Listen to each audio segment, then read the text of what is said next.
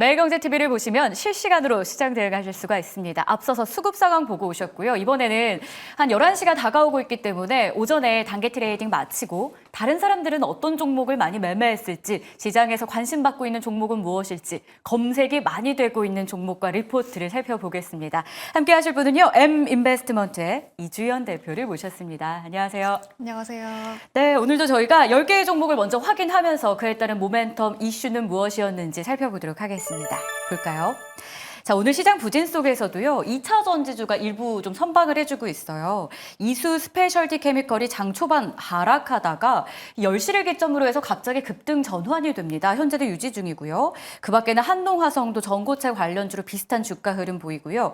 제약바이오주는 꾸준히 검색 상위 10위 안에 들어가는 것 같아요. 일단 블루엠텍은 제약바이오라기보다는 위고비 유통 쪽을 담당할 기대감이 있는 상황.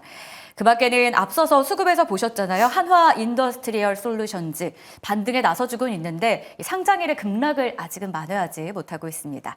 제닉스는 오늘 상장한 새내기 주고요.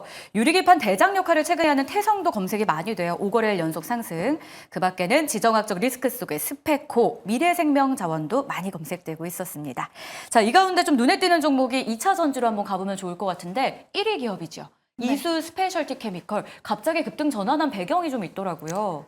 네, 일단은 개별적인 이슈가 좀 있었는데 네. 황화리튬 데모 플랜트를 증설했다라는 그런 내용들 좀 나오고 있습니다.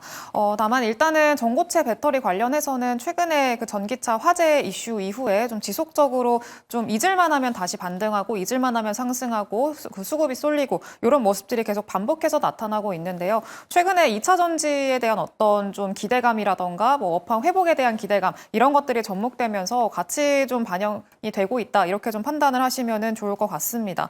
일단은 이수 스페셜티 케미칼은 전고체 배터리 관련해서 한농화성과 함께 좀 대장주를 같이 좀 차지를 하고 있는 그런 기업 중에 하나고요.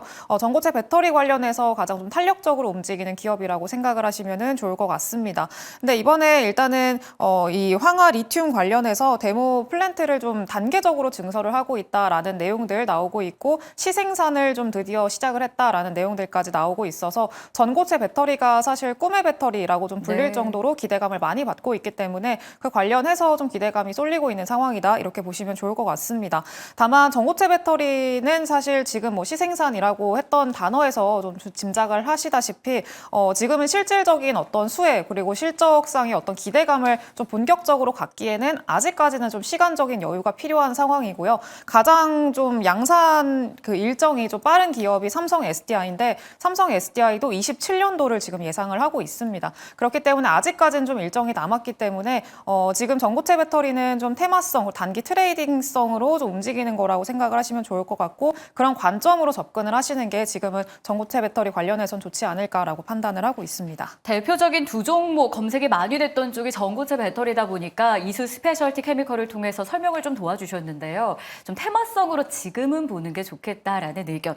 그럼 조금 더 시야를 넓혀서 2차 전지에 대한 의견을 구해본다면 어떨까요? 최근에 반도체 빈자리를 2차 전지가 채워주면서 네. 일각에서는 지금이 도망갈 기회다라고 말하는, 그러니까 차익 실현하자 이런 네. 분들도 있고요. 아니면 오히려 대형주 위주로 2차 전지 안에서도요. 매수하면 어떻겠냐라는 의견이 있어요. 대표님은 어떻게 생각하세요? 네, 지금은 일단 바닥을 좀 잡아나가는 과정이기 때문에 지금은 조금 너무 크게 욕심을 부리기보다는 네. 그래도 일부 바닥권에서 잡으신 분들 같은 경우에는 수익 실현을 하시는 그런 과정도 좀 필요하다라고 판단을 하는데 그 원인 중에 하나는 일단 곧 있으면 3분기 실적 발표 시즌이잖아요. 이게 2차 전지가 바닥을 잡아나가는 과정이다라고 말씀을 드렸는데 실질적으로 이게 실적으로 업황 개선이 좀 나타나는 상황은 아니기 때문에 3분기 실적을 통해서 또 예상치를 하회하는 그런 실적을 좀 보여준다던가 그러면서 뭐 컨센서스 하향이라던가 이런 것들이 연쇄적으로 발생을 하게 된다면은 다시금 좀 상단을 제한하는 역할로 좀 작용을 할 수가 있습니다. 그렇기 때문에 일단은 좀 바닥권에서 좀 상단을 확인하는 그런 좀 박스권 안에서의 움직임이 단기적으로는 예상을 하고 있기 때문에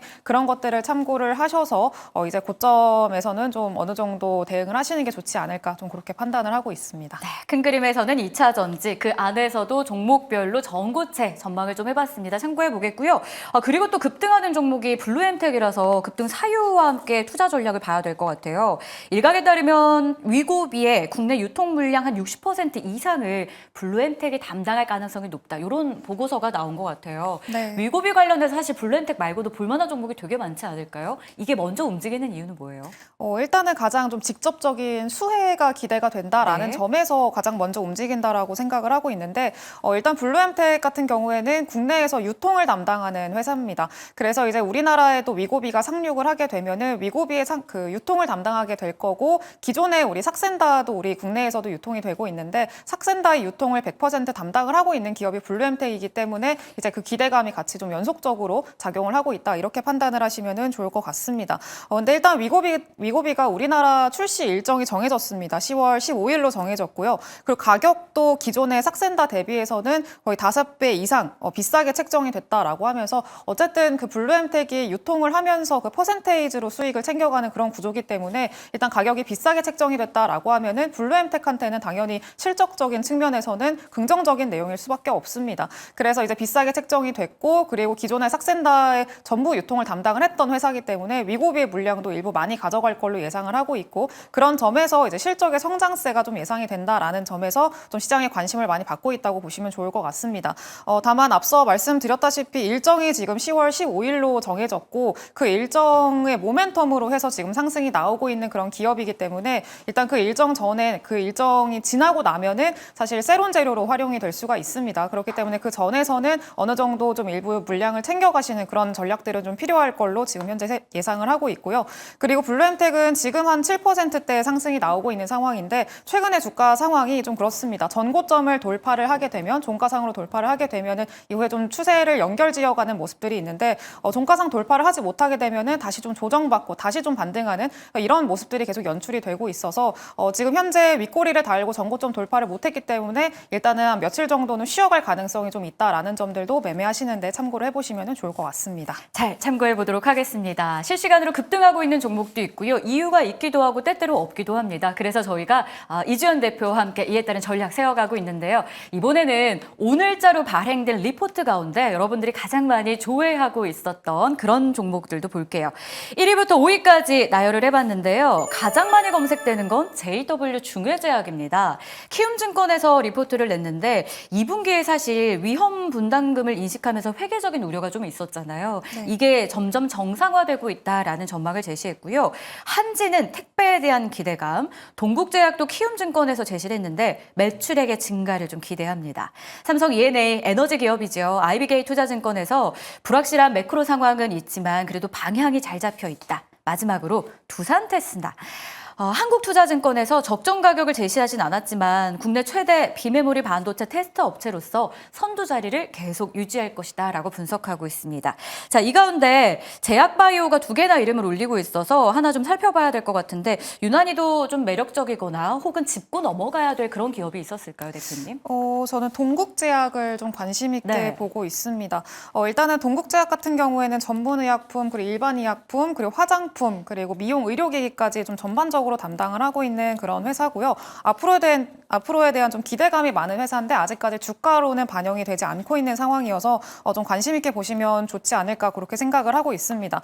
일단 매출의 다각화가 굉장히 좀 빠르게 진행이 되고 있는 기업인데 동국제약은 많이들 아시는 마데카솔을 맞아요. 많이 판매하는 그런 회사입니다. 뭐 인사돌이나 뭐 센시아 이런 일반적으로 대중으로도 많이 알려져 있는 그런 제품들을 판매를 잘 하고 있는 그런 회사고요. 지금 좀 주목하고 있는 거는 헬스케어 쪽입니다. 일단 의약품 매출은 한 45% 정도로 견조한 어떤 성장세를 좀 시현을 하고 있는 상황이고요. 최근에는 마데카솔 판가를 한 10% 정도 인상을 하면서 마진율을 좀 높였다라는 것도 긍정적인 내용입니다.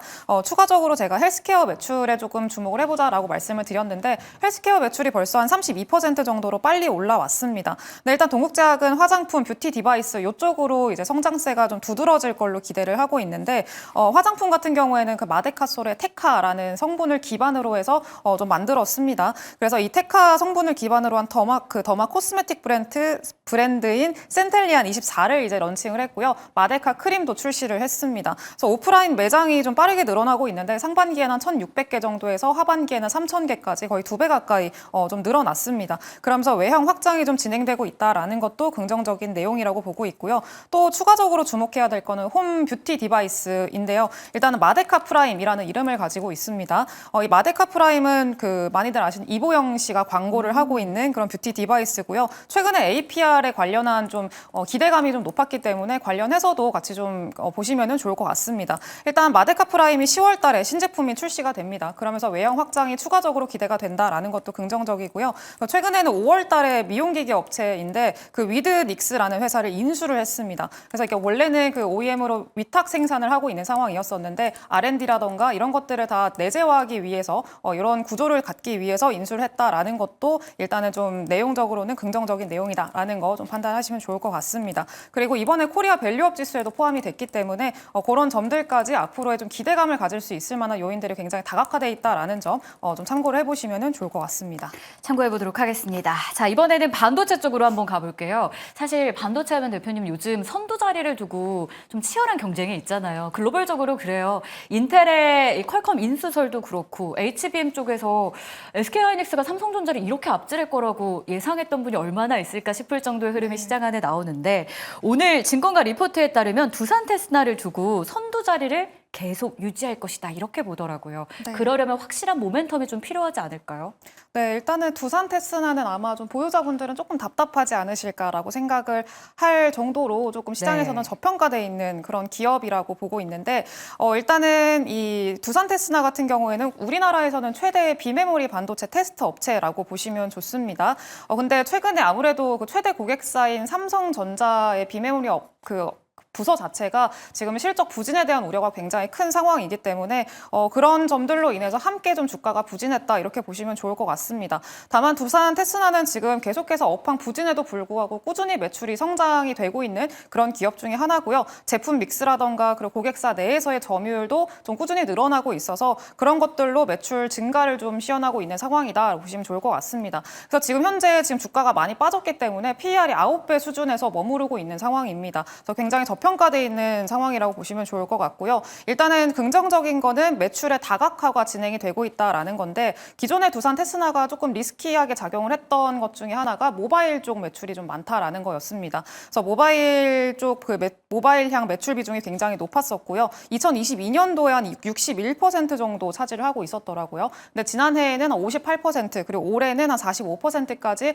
모바일향 매출이 많이 줄었고요. 근데 이렇게 해서 전체적인 외형이 줄었느냐라고 한다면 그건 또 아닙니다. 이 모바일 쪽은 고객사 이슈나 이런 것들로 인해서 판매 부진이 좀 지속이 되기는 합니다만 다만 분기 기준으로는 현재 최대 매출액인 이제 998억 원을 최근에 기록을 했습니다. 그래서 이유를 살펴보니까 차량용이랑 메모리 컨트롤러 이쪽에서 타 제품 매출이 굉장히 크게 증가를 했습니다. 그러니까 모바일 매출은 좀 줄었고 다른 차량용이라던가 이런 쪽에서의 매출이 많이 늘었고 그러면서 매출의 어떤 증가세, 전체적인 큰 증가세를 좀 이루고 있다라는 것들이 굉장히 긍정적이라는 거고요. 그리고 이거는 하반기까지도 계속해서 지속될 전망이라고 보고 있습니다. 특히 차량용 매출액이 전년 대비해서 한 40% 정도 늘었고요. 차량용 반도체 쪽으로 좀 많이 집중을 하고 있는 상황이기 때문에 이쪽에서의 성장세를 좀 주목을 해봐야 될 것 같습니다. 차량용 반도체도 지금 좀 집중 투자를 하고 있는 상황이어서 일단 연간 캐파가 한 1,500억 정도, 그리고 1,000억 정도는 지금 차량용으로 많이 이제 지금 집중을 하고 있는 상황이고요. 그리고 하반기 에는 이제 거의 100%까지도 가동률이 늘어날 거라고 예상을 하고 있습니다. 캐파 증설도 지금 7월 달에 한 2,200억 원 정도 그 시설 투자를 이렇게 공시를 했기 때문에 캐파 증설도 굉장히 빠르게 늘어날 걸로 예상을 하고 있고요. 그래서 두산 테스나는 지금 그런 점들로 봤을 때는 매출도 성장이 꾸준히 일어나고 있고 다만 주가는 빠져 있고 그래서 저가 매력도가 굉장히 부각되고 있는 그런 기업이다. 좀 이렇게 보고 있습니다. 그래서 앞으로 좀 기대할 만한 여지가 많은 기업이라고 좀 볼 수 있지 않을까 그렇게 생각을 하고 있습니다. 잘 참고해 보도록 하겠습니다. 참 2시간 사이에 많은 종목들을 여러분께서 매매하셨을 거고요. 매매를 할지 말지에 대한 고민도 많으셨을 것 같은데 이번 시간을 통해서 저희가 실시간으로 많이 검색되고 있는 종목 그리고 리포트를 토대로 봐야 되는 그런 종목들까지 알아봤습니다. 오늘 저희는 이수 스페셜티 케미컬 일단 단기적으로 보자라는 의견 참고해 보시면 좋을 것 같고요. 블루엠텍은 조금 더 상승할 가능성 마지막으로 두산 테스나까지 봤는데요. 여러분 잘 기억해 보시길 바라겠습니다. 지금까지 M인베스트먼트의 이주연 대표였습니다. 고맙습니다. 감사합니다.